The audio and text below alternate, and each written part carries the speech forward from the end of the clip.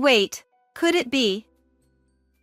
As I sat in the obstetrics and gynecology clinic, engrossed in my smartphone, a woman approached me.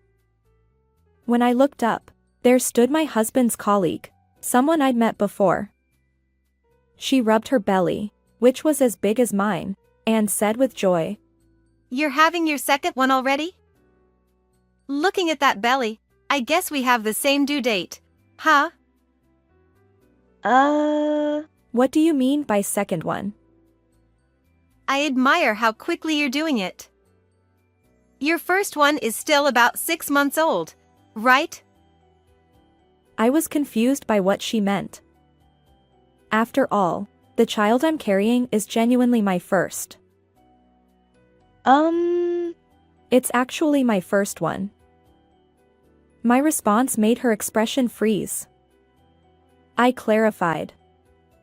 Her face remained rigid, and something felt off. I couldn't shake the odd sensation, so I confronted her. What followed was an unexpected revelation from her lips. My name is Erica Watson, 28 years old. I work as a salesperson in the apparel department of a department store.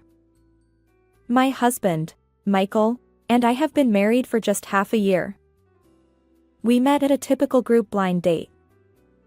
Michael works for an ordinary company, with an average salary and benefits. While living solely on his income would be challenging, I also work as a full-time employee, so there are no major issues. I've always wanted children, but if I were to give birth, I'd inevitably have to take time off work. To prepare for that possibility, I've been diligently saving money.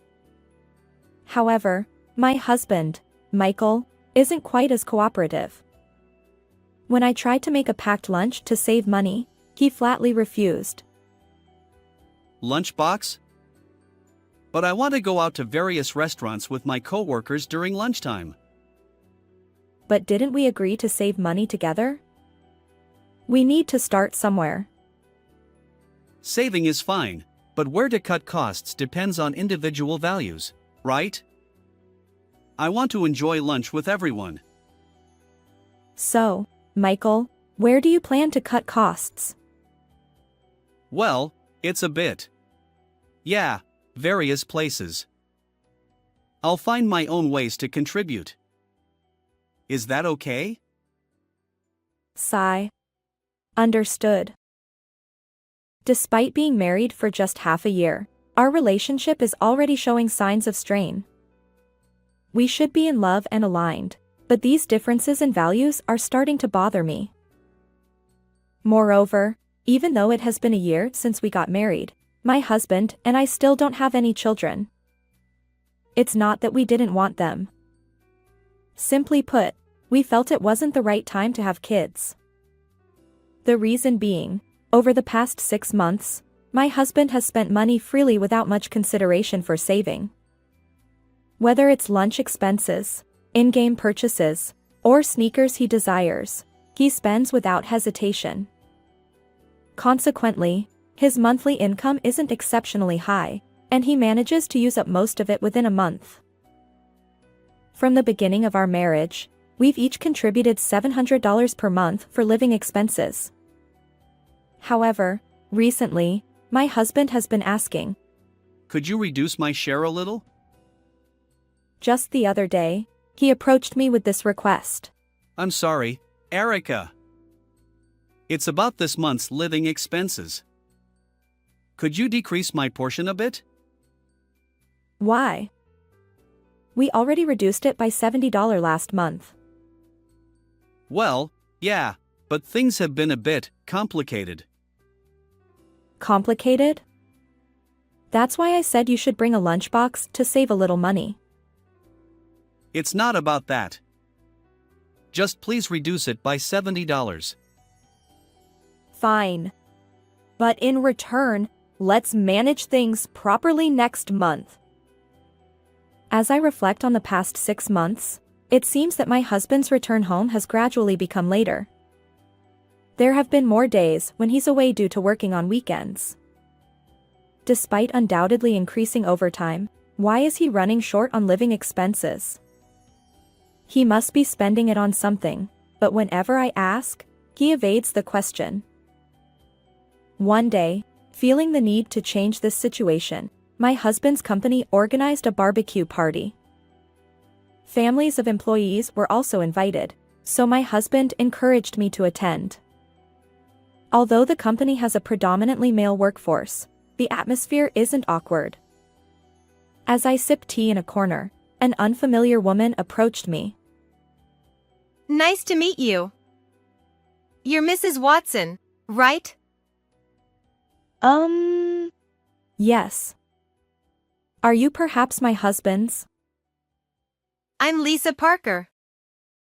I work in the same department. I had heard that we're the same age, and I felt a sense of camaraderie.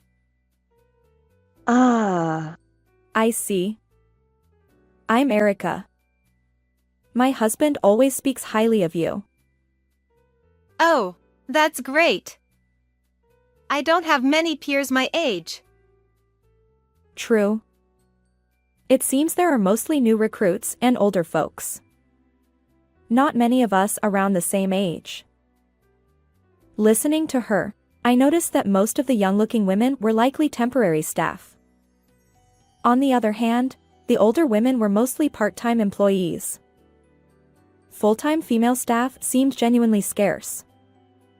Perhaps that's why someone like me, close to her age, was a valuable connection. We chatted animatedly, momentarily forgetting my usual frustrations with my husband, and enjoyed a rare pleasant time together. After returning home, I approached my husband. Michael, thank you for inviting me today. I had so much fun. I'm glad you enjoyed it. You seemed to have a lively conversation with Lisa, didn't you? Yes, exactly. Lisa is such a wonderful person. We hit it off. Yeah, Lisa is not only competent at work but probably one of the most capable female colleagues. Wow, she's that impressive. She definitely seemed like someone who excels at what she does. And her memory is remarkable. She remembers which companies we've dealt with and details of her own projects. Lisa's outward appearance didn't give away her exceptional abilities. It's true what they say, looks can be deceiving. Her combination of competence, elegance, and an excellent memory is truly admirable. Inspired by her, I also immersed myself in work from the next day. I took charge of everything I could and made an effort to support others. However, amidst this, the disconnect between my husband and me grew larger. At my workplace, even during busy times, overtime is almost non-existent. Yet lately, I've sensed that my husband's return home has become even later than before. Previously, he would be back by 10 p.m. at the latest, but now it's commonplace for him to arrive past midnight. With more weekend work than before, I decided to inquire about the reason one day. Hey, Michael. Your return home has been incredibly late lately. Is work really that busy? Huh? Oh, yeah, there are new tasks and various things going on. But seriously, coming home after midnight, isn't that too late? How does the company view this? No worries. Seriously. It's just temporary, and there's nothing for you to be concerned about, Erica. Well, if you say so. His vague response left me uneasy, but pressing further now probably won't yield the answer I'm seeking. For now, I'll observe his behavior a little longer. However, 6 months later, my husband's overtime remained unchanged, and opportunities for us to meet as a couple became scarce. We no longer went on weekend dates like we used to, and lately, I found myself going out alone more often. On this particular day, my husband was working on a holiday, so I ventured out by myself. I took a train in the opposite direction of my usual route and headed to the newly opened shopping mall. The place was bustling, as expected for a recently launched establishment. As I strolled through various shops, I heard a familiar voice from behind. Hey, over here. It was undoubtedly my husband's voice. I instinctively turned around, but the crowd was overwhelming, making it difficult to spot him. I caught a glimpse of someone who might have been him, but he got swallowed up by the crowd, and I lost sight of him. What was going on? That was definitely Michael's voice. If he didn't call out to me, then who did? That night, I decided to wait for my husband's return and confront him. When he arrived home after 11 p.m., I wasted no time in starting the conversation. Hey, Michael. Where were you today? Huh? What are you talking about? I was working on a holiday, obviously. Well, I went to the newly opened shopping mall, and I heard your voice there. Huh? The shopping mall in the neighboring city? You knew about it? Well, it was all over the news. But I was at work, so I definitely didn't go to a place like that. His visibly flustered response confirmed my suspicion. Michael was lying. Since then, I've been closely observing his behavior. Just then, I began experiencing constant nausea. Why all of a sudden? Did I eat something strange? The queasiness persisted for about a week. Gathering my resolve, I visited the hospital, and to my surprise, I was confirmed to be pregnant. Despite my financial worries, I had been diligent about contraception, but now that I was actually pregnant, my anxiety gradually faded, replaced by a sense of happiness. When I shared the news with my husband, he was overjoyed. Wait! Pregnant? Seriously? Yet, there was a hint of tension in his expression. It seemed I had a severe susceptibility to morning sickness. Although I had intended to closely monitor my husband's behavior, I couldn't bring myself to do so.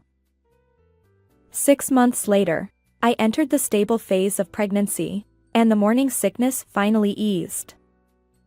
Previously, due to the severity of my symptoms, my husband had accompanied me to doctor's appointments, but now that was no longer necessary.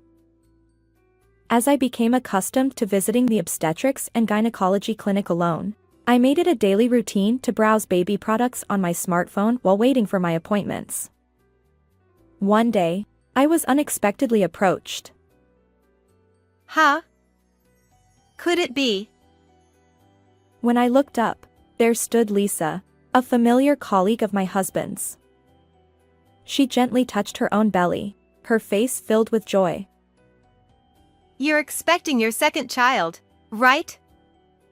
Judging by your belly, our due dates might be the same, huh? Lisa? Getting pregnant with a second child while the first one is still so young, it must be quite challenging. By the way, were you pregnant with your first child during the barbecue party? Well, about the second child. I'm in awe of how quickly you're expanding your family. Your older child is only about 6 months old, right? I was puzzled by Lisa's words. The truth was, this child I was carrying was indeed my first. Despite my confusion, I hesitantly spoke up. Lisa, this child is actually my first. Huh? Your first? The one in your belly? Yes. This is my first child. Her expression froze. Something was off.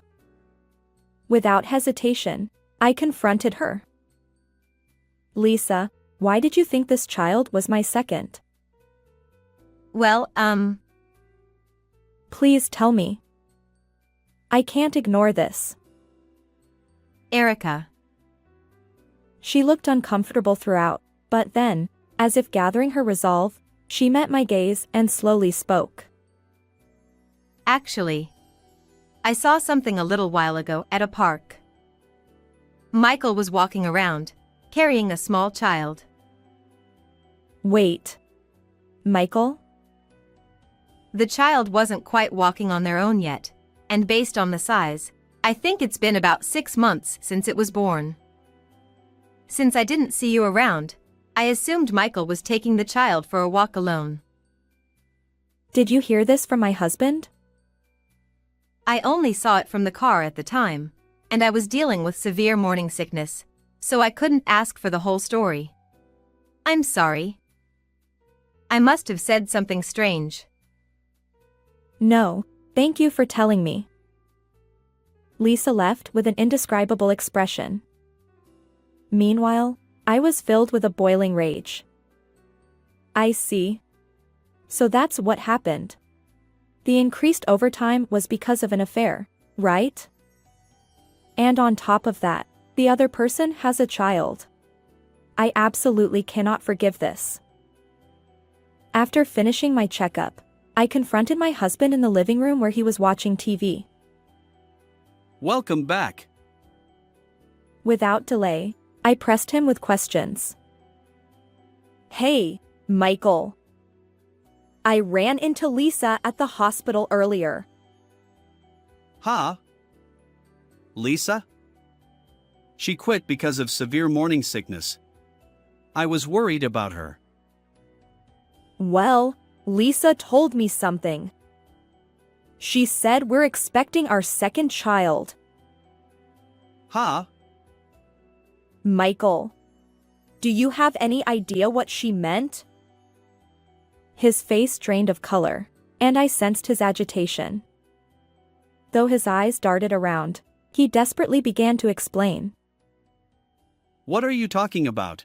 A second child? Lisa must have misunderstood something, right? Yeah, I thought the same. But she saw it. She saw you carrying a baby. That's impossible. I don't have any kids. I found it strange. No pay increase despite overtime, frequent weekend work. Lisa mentioned that your company doesn't require weekend work. Ah. Yes, I had heard another crucial piece of information from Lisa. It was related to my husband's late returns and revolved around overtime and working on holidays. According to her, my husband's company allows overtime until 8 p.m. at most, and there has never been a case of weekend work. Therefore, no matter how much overtime he claims, it's strange for him to return home past midnight. Even the days he mentioned as work-related weekend outings would mean he was somewhere other than the office. Hey, where were you and what were you doing?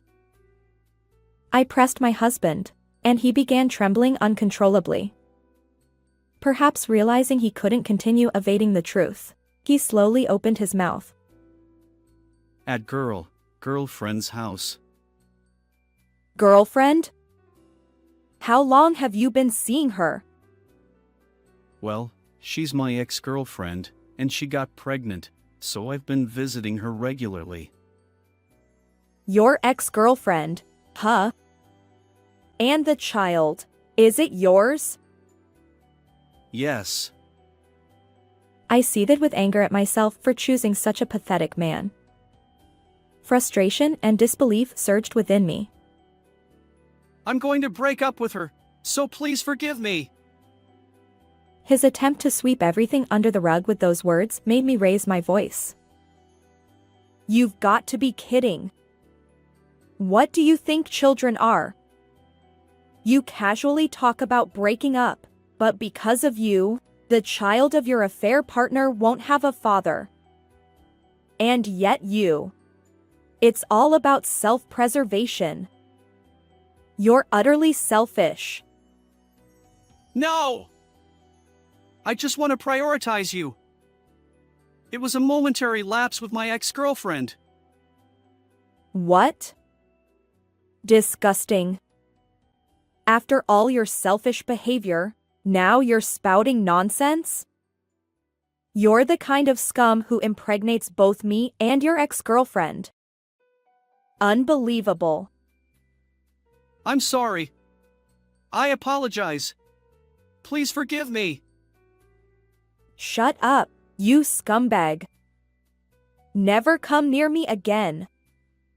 You'd better suffer and rot in hell, you piece of trash. And don't forget, I'll make sure you pay alimony and child support. Got it? Be prepared. My words left my husband slumped and defeated. Ignoring him, I gathered my belongings and returned to my parents' home. Afterward, with the help of both sets of parents, I divorced Michael. A few days later, I hired a lawyer and demanded compensation from both my ex-husband and his affair partner. I won't forget to claim child support for the baby in my belly from my ex-husband. Michael was already financially strained, having depleted his savings. He borrowed money to cover all the expenses, but when Lisa leaked information about his affair to the company, he was transferred to a subsidiary in a distant location due to the upper management's anger. Now abandoned by his affair partner as well, Michael works tirelessly to pay child support to me. Meanwhile, I'm nearing my due date, entering the final stages of pregnancy. Although I'm scared since it's my first time, the thought of finally meeting my child makes me smile naturally. While my child may face sadness due to the absence of a father, I vow to protect them. After all, I am this child's mother. Soon, we'll meet. Wait for me. I gently stroke my swollen belly. With this child, everything will be okay. We'll find happiness together as parent and child. I silently made that promise in my heart. How did you find this story? If you enjoyed it, please consider subscribing to my channel. Until next time.